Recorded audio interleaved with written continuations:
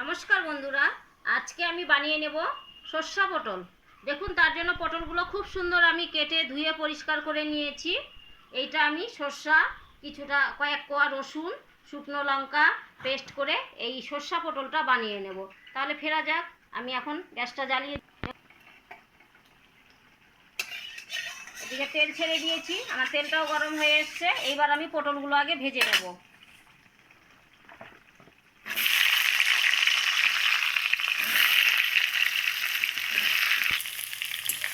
এই দেখুন, পটলটা আমি লবণ হলুদ ছাড়াই খুব সুন্দর করে ভেজে নিচ্ছি। পটলগুলো লাল লাল করে আরও একটু ভেজে নেব, তারপরে দিব লবণ হলুদ। খুব সুন্দর করে পটলগুলোকে ভেজে নেব। দেখুন, আমি পটলটা কত সুন্দর করে ভেজে নিয়েছি লবণ হলুদ ছাড়াই। বন্ধুরা দেখুন কত সুন্দর লাল লাল হয়েছে পটলটা।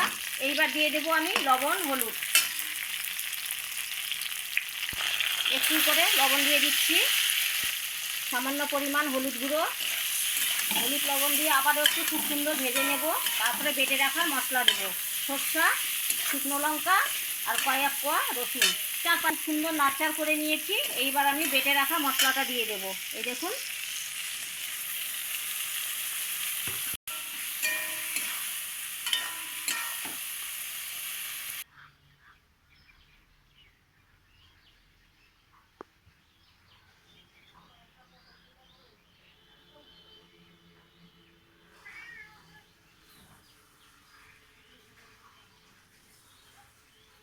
মশলাটা দিয়ে খুব সুন্দর করে আমি ভেজে নিচ্ছি।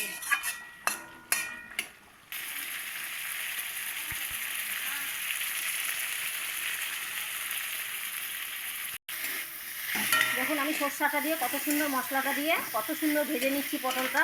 এই দেখুন, মশলা দিয়ে আরও ভেজে নেব। এই পটলটা না খেতে যা লাগে বন্ধুরা, ভীষণ ভালো লাগে, খুব সুন্দর খাবার। ডালের উপরে তো বিশেষ করে আরও ভালো লাগে, তরকারির সঙ্গে রুটির সঙ্গে খেতে ভীষণ ভালো লাগে। তো একবার বানিয়ে খাবেন এই পটল, সর্ষা পটল, খুব সুন্দর খাবার। আর মশলা দিয়ে পটলগুলো ভাজা খুব সুন্দর হয়ে গেছে। অল্প পরিমাণ আমি জল দিয়ে দেবো।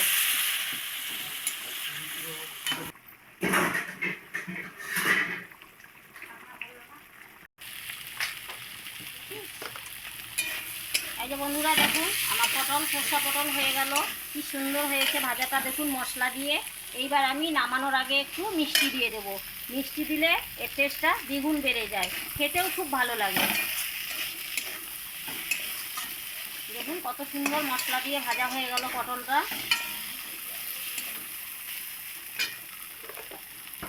দেখুন বন্ধুরা, আমার সর্ষা পটলটা খুব সুন্দর ভেজে নিয়েছি। এইবার আমি নামিয়ে নিচ্ছি। এই যে বন্ধুরা, আমার সর্ষা পটলটা হয়ে গেছে। কীরকম হয়েছে বন্ধুরা অবশ্যই আপনারা কমেন্টে জানিয়ে দেবেন। আমার পটল সর্ষাটা যদি আপনাদের ভালো লেগে থাকে তাহলে সঙ্গীতা রীতা কিচেনে সাবস্ক্রাইব করবেন, লাইক করবেন, কমেন্ট করবেন, বেশি করে শেয়ার করবেন। ফেসবুকে যদি দেখে থাকেন অবশ্যই ফলো করবেন। ধন্যবাদ।